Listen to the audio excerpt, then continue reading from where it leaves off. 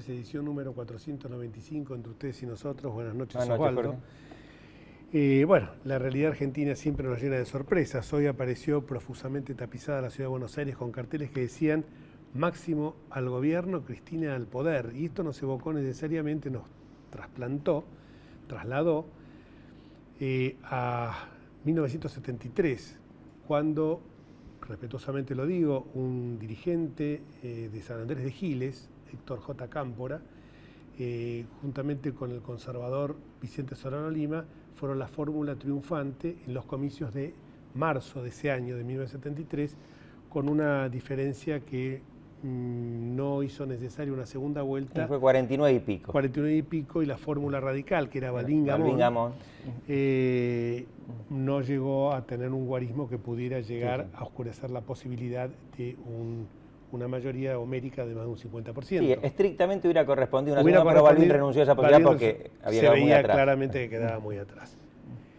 Cámpora llegó y la fórmula era Cámpora al gobierno, Perón al poder, como evocando que evidentemente, y lo digo respetuosamente porque se trata de una persona que ha fallecido, era un títere.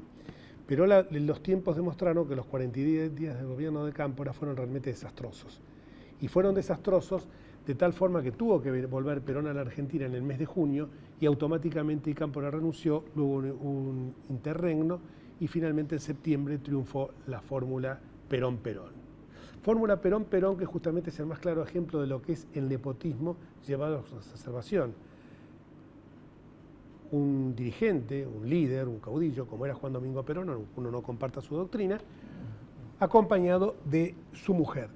Y otra vez volvemos al nepotismo, el poder concebido como si se tratara de un bien familiar, algo que nos evoca necesariamente a un atraso institucional brutal, como si esto del relato desacoplado, inventado frente a una realidad absolutamente distinta, no fuera necesario para darnos cuenta de lo que hemos atrasado nosotros institucionalmente, que ahora aparece este nepotismo. No sabemos si será un globo de ensayo, si será que este joven, que evidentemente aparte no sea, una veces piensa, cuando a veces señalan otras latitudes, hijos, descendientes, ya sea de monarcas, ya sea de líderes democráticos, republicanos, que se han ido a especializar, se han capacitado, tienen por lo menos un título terciario universitario. Nadie les pide que tengan máster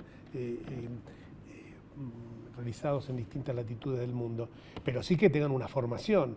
Parece que este muchacho, que las veces que ha hablado, y no lo digo despectivamente, pero evidentemente revela una limitación, aplica los clichés que ha acuñado permanentemente a lo largo de estos casi 12 años el kirchnerismo. No sé si a lo mejor lo hacen con esa intención, lo hacen con la intención de que, como hay algunas causas que están dando vuelta por ahí, después que la justicia federal se despertó de una larga siesta, parecería que estas causas reflotan y eso puede conllevar la posibilidad de que desfile por los tribunales y que entonces se busca a través de algún mecanismo de estas características lograr la impunidad. Impunidad que es un valor muy preciado y va a ser muy preciado después de este fin de ciclo para el kirchnerismo. Me detengo un segundo en algo. Los que ya tenemos algunos años recordamos cómo se la mencionaba a Isabel Perón en aquel momento, como que era la mejor alumna de Perón, que él la había formado en Madrid. Entonces se le reconocían unas calidades por parte de algunos sectores del peronismo, que después resultó algo completamente falso, una pobre mujer que había llegado ahí simplemente por esa cuestión del nepotismo. Y ahora también se hace lo mismo con Máximo. Se dice que es un cuadro extraordinario, un intelectual, y es un muchacho que ya tiene casi 40 años y no le conocemos ninguna actividad, ni ninguna manifestación de ese intelecto. No le conozco la actividad laboral, o sea, que puede exhibir en un currículum. Bueno, estos son los temas. Hoy creo que la presidenta dijo que ella había conocido muy de cerca la pobreza, porque en algún momento fue pobre, lo cual evidentemente nos ha sorprendido a todos porque ignorábamos esta faceta. Me parece que es muy digno de que, a diferencia del ministro de Economía, que estigmatizó a los pobres, cuando dijo, porque los estigmatizó al decir que los pobres no se contaban, porque en realidad los pobres para este gobierno no cuentan. Entonces es muy digno que la presidenta reconozca que en algún momento su vida fue pobre, porque eso revela que realmente lo ve como un orgullo, y creo que la pobreza, cuando es dignamente llevada, es una situación que realmente debe mover a orgullo. Creo que así como uno tiene que progresar en la vida, si en algún momento por esos avatares cae en una situación de pobreza, no tiene por qué pensar que tiene que ser estigmatizado por ello. Y los gobiernos lo que deben hacer es generar una real inclusión social y que no sea simplemente asistencialismo que termina con el prebendarismo y el clientelismo político. Sí, lo que deben intentar es generar las oportunidades para que salgan de la pobreza y no hacer una épica de la pobreza como esto de los valores villeros. Exactamente. En definitiva, lo que se trata es de consolidar una situación que no es de ninguna manera buena para las personas que no la es buena, están viviendo. No es buena, pero tampoco es una cosa que sea denigrante. Por porque supuesto. yo me acuerdo siempre lo que decían cuando yo era chico, y vos también, pobre pero honrado. Eso era como decir, bueno, esta persona es una persona pobre, pero lo que la distinguía era la honradez. ¿Te das cuenta? Eso me parece que es un valor que hemos perdido. Podríamos hablar de otros temas como el gobierno, que ahora parece que el señor Parrilli despertó que Estiuso era un hombre evidentemente que hay que pedirle explicaciones. Lo citó el titular de la nueva agencia de inteligencia a dar explicaciones. Estiuso no fue, no se sabe dónde está. Ahora parece que lo van a denunciar penalmente. Es muy raro que no sepan qué hizo estos años porque era el principal funcionario que comandaba la Secretaría de Inteligencia y que hacía todos los operativos que ellos le encargaban de espiar adversarios, periodistas. Entre ellos un caso como fue el de nuestro Olivera, querido y recordado jefe de gobierno Enrique Olivera, que se lo espió con el bastardo propósito de enchastrarlo. La historia después y la justicia demostró que no era así, pero evidentemente eso tuvo algún impacto electoral porque fue muy próximo, muy cercano. Claro, la verdad se supo después de las elecciones. Con todo esto, Estiuso ha quedado como un espía popular, que es la mayor frustración que puede tener un espía, como el espía que va y toca el timbre. Exactamente. Y me parece que uno, más allá de estas cuestiones que puede hablar de la coyuntura, tenemos que, y creo que nos hemos fijado bastante este año, por lo menos en este programa, de fijar cuáles son los grandes cambios, los rumbos que necesita la Argentina, porque de este estado de postración queremos todos salir. Que no tengamos que hablar más de pobreza, que tengamos que hablar de la solución real de los problemas de la gente y sobre todo de temas que hoy vamos a compartir con un legislador porteño, Iván Petrella. Gracias por venir, Iván. Gracias por la invitación. Y sobre todo porque además de todo, Iván, de estar hoy en política, es un filósofo. Y un filósofo siempre, cuando uno ve porque me acuerdo que creo que era Sartre, que decía que el intelectual no se metía en los temas políticos porque le parecía que era como ensuciarse. Y cuando uno ve que no está encerrado en la famosa Torre de Marfil, gente, amigos como Iván Petrella, esto lo llena de beneplácito. Vamos a hablar de estos temas, pero antes que nada quería señalar, porque justamente lo que decíamos del desafío de cambiar la política argentina está plasmado en este libro, bueno, se está mostrando ahí, de Iván Petrella, que a diferencia del famoso Que se vayan todos de los años 2001, él necesariamente hace una convocatoria que se metan todos. Y vos te metiste hace poco, que yo sepa, en la política. En política partidaria hace poco menos de 2 años, digamos, hace 1 año y pocos meses que soy legislador porteño, y en la política en sí, pero desde un lugar más técnico, en la Fundación Pensar, que es el Centro de Políticas Públicas del PRO, desde el 2010. Y antes de eso siempre fui profesor universitario, o sea, sí, es bastante reciente mi incursión en la política y en la política partidaria en particular. Siempre discutimos de los verdaderos cambios que necesitamos y surgen temas, educación, corrupción, anticorrupción, pero lógicamente el recuperar la institucionalidad perdida. ¿Vos en cuál pondrías el acento como disparador del tema y como disparador del contenido de este libro, ¿no? Mira, en general creo que hay un eje transversal que toca todos los temas, y en particular los temas que yo toco en el libro, que tienen que ver con la violencia y la violencia en el fútbol como una especie de espejo para nuestra calidad democrática. Narcotráfico y villas, educación y todo el tema del pasado y cómo nos reconciliamos con el pasado y conflicto que tuvimos en los 70. Pero para tomar un panorama general, para empezar, una de las cosas de las cuales yo hablo en el libro, y la verdad me causa cierta tristeza, pero hay que primero ver la realidad correctamente si uno quiere cambiar esa realidad. Si uno mira desde el 83 a hoy, o sea, estos 30 años más o menos de periodo de democracia que tuvimos en la Argentina, uno ve algunas cosas preocupantes. Por ejemplo, en esos 30 años tuvimos de manera acumulada la inflación más alta del mundo. Nuestro crecimiento económico en esos 30 años estuvo por debajo del promedio mundial, por debajo del promedio de América Latina, y en América del Sur fue el crecimiento económico más bajo de todos los países grandes de América del Sur, exceptuando Venezuela.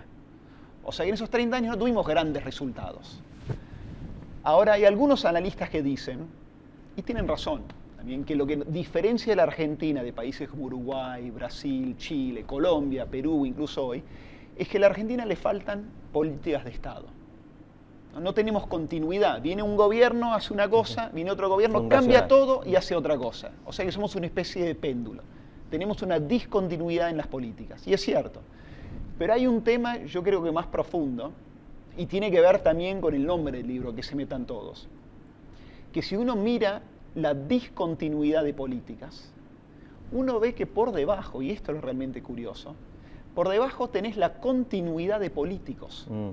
O sea que los mismos que tiraron para un lado 10 años, son los mismos después que tiran exactamente sin sonrojarse, sin dar explicaciones, sin ninguna autocrítica, tiran para el otro lado, ¿no? O sea, ante la discontinuidad de políticas tenemos la continuidad de políticos. Y la realidad es que hace 30 años, y esto es objetivo, no lo digo como crítica necesariamente, es objetivo, en los últimos 30 años, con esos resultados, a nivel nacional, por 21 años de 30 nos gobernó un partido. A nivel provincia de Buenos Aires, por 27 de 30 años nos gobernó un partido. A nivel provincial, en unas provincias, hegemonía absoluta. Y cuando son siempre los mismos políticos, o el mismo partido, o son muy buenos, o tenés un problema en la democracia. Y tan buenos no son. Entonces, el libro empieza con una frase que a mí me encanta de Konrad Adenauer, que dice: la política es demasiado importante para dejárselo a los políticos, ¿no? Si uno piensa que hace falta una alternativa política y que hay que cambiar, renovar la clase política, la verdad que la única solución no es que se vayan todos. Porque si se van, alguien tiene que dar un paso adelante. Y ese es el paso que falta en la Argentina, el que se metan todos. Les cuento una anécdota. Para el libro tuve que entrevistar varias personas. Y una de las personas que entrevisté, que me pareció más interesante, es un inglés que se llama Chris Whaley. Chris Whaley fue el encargado de implementar las reformas que transformaron el fútbol inglés. Como ustedes saben, el fútbol inglés en alguna época fue muy violenta, los hooligans, insegura. Y hoy juega Agüero, juega Di María, es una de las ligas más lindas y más competidas del mundo. ¿Qué pasó? Yo cené con él. Estuvo el año pasado acá en Argentina, dio una charla donde Grondona en primera fila se quedó dormido. Y tuve la oportunidad de charlar con él, que fue muy interesante porque éramos 4 nomás. Y él fue la persona que se encargó de implementar las reformas que cambiaron el fútbol inglés. En el año 89 mueren 96 personas en un estadio. 96. Sí, me acuerdo. Tragedia de Hillsborough. Ahí reacciona la justicia, el gobierno, la sociedad, y se logran los cambios que él lidera. Ahora, 4 años antes, habían muerto 56 personas en un estadio. Entonces, la gran pregunta que yo tenía para él, ¿por qué reaccionaron ante 96 y no ante 56? ¿No? ¿Qué cambió ahí? Y la respuesta que me dio, la verdad que no me voy a olvidar nunca más, porque realmente me quedó grabada, me impactó. Me dijo palabras textuales: no tengo explicación, sencillamente no se hizo.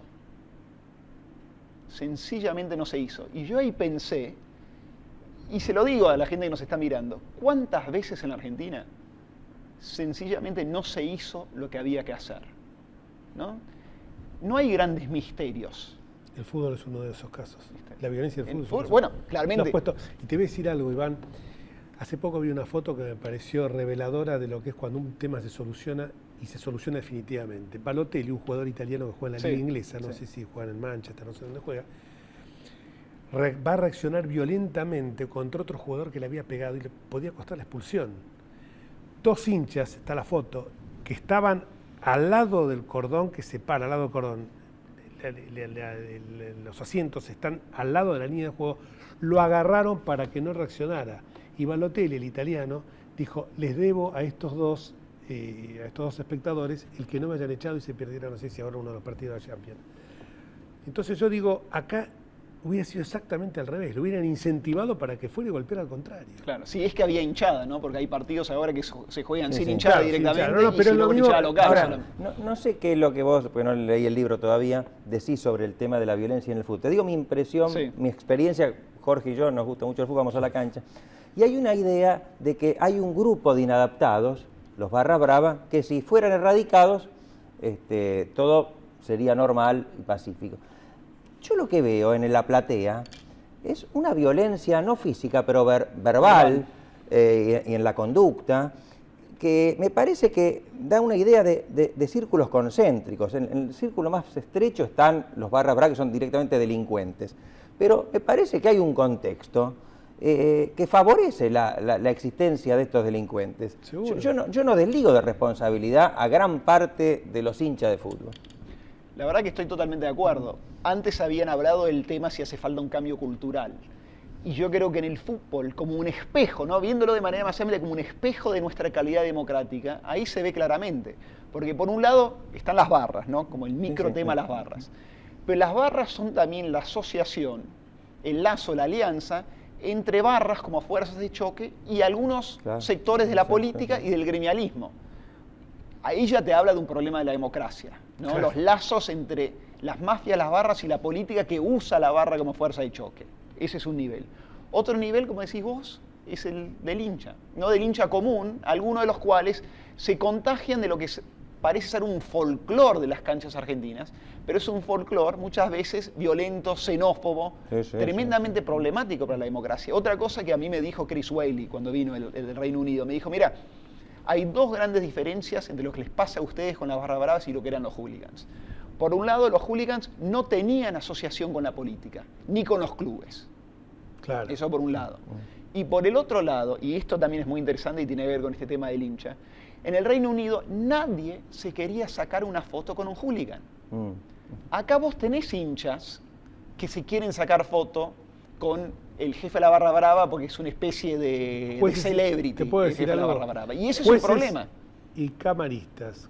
Cuando yo estaba en el gobierno de la ciudad, como en el área de gobierno de la ciudad, dependía de mí todo el tema inherente al fútbol y a la seguridad en los estadios, sobre todo. Y de repente un día me encuentro con un camarista que me dice, no, dice, yo me saco una foto después con los muchachos de la barra brava de un equipo, no vamos a decir el nombre. Otro juez de una localidad de Gran Buenos Aires un día dijo, ¿qué quiere, doctor? Mañana yo no puedo entrar más a la cancha si yo no lo sanciono, si yo lo sanciono a esta gente. O sea que vos fijate el fuerte condicionamiento, que hasta un propio juez. Entonces eso te habla. Y el problema es que a lo mejor algunos dirán, estos son futboleros, entonces están hablando de este tema. ¿De qué cuadro sos? Yo soy hincha de River. Hincha de River desde chiquito. Fui socio de River muchos años, jugué al tenis en River. Estamos 2-1. Sí. Entonces somos dos, bueno. Es cierto. Ahora no me acuerdo. Y este tema es el espejo de lo que es la sociedad, en toda su dimensión.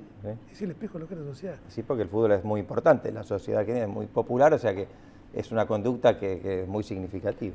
¿Y vos tenés alguna propuesta para solucionar este tema? Yo en el libro doy ejemplos de cosas que se hicieron en otros lugares, pero la verdad que la propuesta básica vuelve a la respuesta que nos dio el inglés Chris Whaley. Sencillamente no se hizo. O sea que no es que la gente no sepa hay que hacer política pública A, B o C. El tema es que nos falta, y nos sigue faltando en muchos casos, la voluntad política de hacer lo que corresponde hacer. Y por eso precisamente el problema no es tanto si hacemos esto, otro. No es un problema técnico, es un problema más profundo que tiene que ver con la calidad técnica, pero también moral de nuestra clase dirigente, que quiere decir no solamente los políticos, ¿no? Es más amplio, pero mientras no logremos que entre gente nueva o que la gente que esté tenga una especie de conversión duradera, es muy difícil.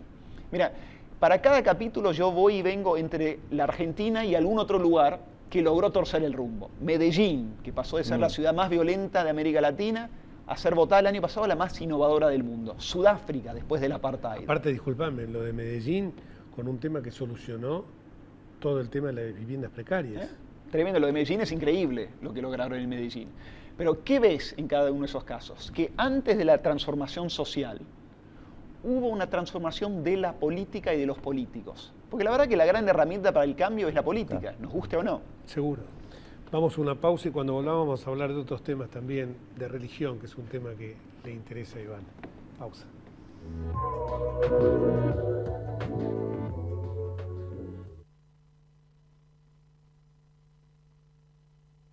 Escribanos en tu ciudad. Nuestro consejo es prevenir problemas. Colegio de Escribanos de la Ciudad de Buenos Aires. Consejo Federal del Notariado Argentino.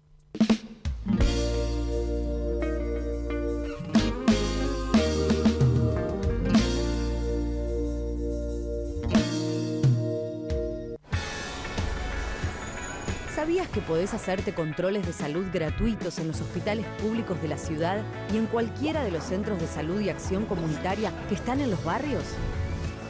En la ciudad, la salud es prioridad. Por eso es pública, gratuita y de calidad. Buenos Aires Ciudad. En todo estás vos. Vivimos en un mundo que necesita minerales.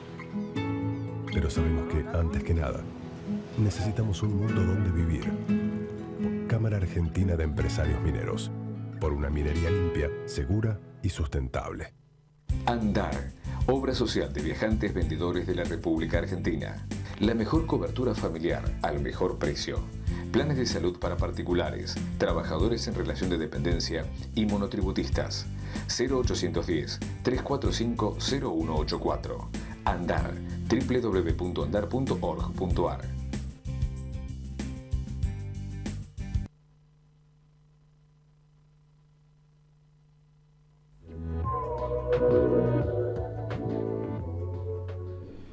Muy breve los mensajes. Marta Recoleta cuenta los días para que este gobierno nacional corrupto se vaya. El doctor Correa de Núñez, lo único que falta es Máximo ahora.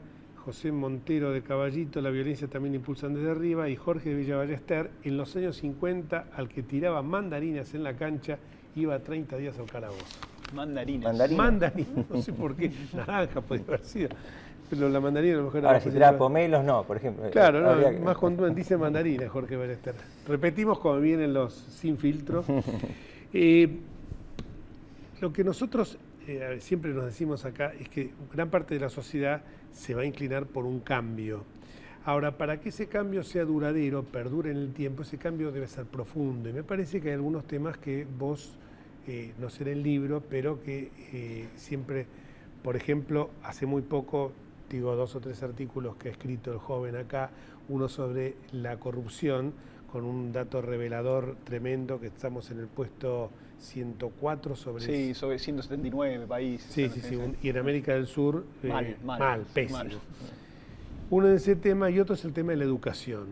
Por supuesto que, porque uno siempre acá dice, a la cabeza de todo está la inflación, la inseguridad, pero estos son problemas que hay que solucionarlos en el aquí y ahora, ¿no? Pero que me parece que si entramos en el cauce del respeto a las normas, de terminar con esta anomia boba y avanzamos, por eso me parece que el tema cultural educativo es muy fuerte, ¿no? No, estoy de acuerdo. Por eso a mí me gusta decir que el gran desafío que tenemos por delante es la democracia. ¿Y qué quiero decir con eso? Que hay mucha gente, y sorpresivamente mucha gente que se considera de izquierda, en este caso, que piensa la democracia de manera bastante pobre y simplista, solamente como elecciones. Que la realidad es una definición de derecha. Claro. La democracia es solamente como un sistema electoral para elegir. Una delegativa. Sí. Una definición de un economista, Joseph Schumpeter, que la define de esa manera. Tenemos que empezar a entender la democracia como una cultura. Una cultura que no es solamente electoral, aunque claramente el momento electoral es clave, pero una cultura de relacionamiento con el otro, y especialmente con el otro que piensa distinto, y que implica transparencia, ética, libertad de prensa, libertad de asociación, libertad de religión, libertad de disidencia, etcétera, etcétera. Cosas que hoy, no solamente en Argentina, pero en muchas partes del mundo y en partes de América del Sur y América Latina están en juego, ¿no? Ahí el tema de la educación es obviamente fundamental, pero educación entendida como algo mucho más amplio de lo que se aprende en el aula, también lo que se aprende en familia y lo que se baja como ejemplo desde los políticos, ¿no? Que también tienen mucha visibilidad en una sociedad La ejemplaridad. Y por ende contagian con su ejemplo o no. Hay algo que me llamó la atención de un artículo reciente tuyo, como verán lo leemos bastante, te leemos bastante. que hablabas de la necesidad de que no solamente se educara en cuanto a los talentos, sino en cuanto a lo que definías como la garra. Claro. Este es un debate que se está dando hoy en ámbitos educativos, porque distintos académicos, estudiosos de la educación, empiezan a ver de que aparentemente lo que más importa para el éxito de uno en su vida y en su proyecto de vida no es la inteligencia nata, sino la capacidad de perseverar ante distintos obstáculos. Que eso es lo que marca fundamentalmente la gente exitosa. Bueno, y eso abre un gran interrogante. ¿Cómo se enseña? Y cómo encontrarse el equilibrio justo, ¿no?, en sociedades muy divididas. Porque para el chico, por ejemplo, de familias adineradas, que tal vez nunca se enfrentó con un desafío, en un sistema escolar tal vez lo tenés que exigir más, para que ahí encuentre los obstáculos y aprenda la garra. Pero para un chico de situación más vulnerable, esos mismos obstáculos pueden ser demasiado, ¿no? Porque ya nace con obstáculos que tienen que ver con el lugar donde vive, la familia, etcétera, etcétera. No hay una regla absoluta, es algo que se está discutiendo hoy y es algo que tenemos que empezar a discutir en la Argentina si queremos estar en el estado del arte de lo que es el sistema educativo que tenemos que crear para no dejar atrás a nuestros chicos. Y hablábamos recién de esto que vos decías, del diálogo, de la concordia, de la unidad en la diversidad, y esto me lleva necesariamente a preguntarte sobre cómo ves vos hoy todo el tema del diálogo interreligioso, la religión, que esto es otro tema, porque vos sos especialista en... Sí, yo soy agnóstico, pero es un tema que me interesa mucho y que he escrito bastante. Mirá, dos ideas muy rápidas. Por un lado, el mundo es un mundo religioso. Le guste o no al religioso, la mayoría de las personas del planeta son personas religiosas que viven sus vidas de acuerdo a pautas religiosas. Por ende, yo creo que ser ignorante sobre cuestiones básicas religiosas es peligroso, pero al mismo tiempo es una marca de falta de cultura. De la misma manera que uno lee Borges o Shakespeare, tiene que leer el Corán y los Evangelios. Por el otro lado, la Argentina es un ejemplo de diálogo interreligioso mundial reconocido así. Somos el país de mayor número de judíos y musulmanes en América Latina, claramente un país de mayoría católico, y ese ejemplo, con el Papa Francisco en particular, es algo que debemos sentirnos muy orgullosos. La verdad no, estaba para un largo rato porque esto es... Muchísimas gracias, Iván. No, gracias a ustedes. Ha sido muy enriquecedor la charla que hemos tenido. Y nosotros nos vamos hasta el próximo martes, si Dios quiere. Chao.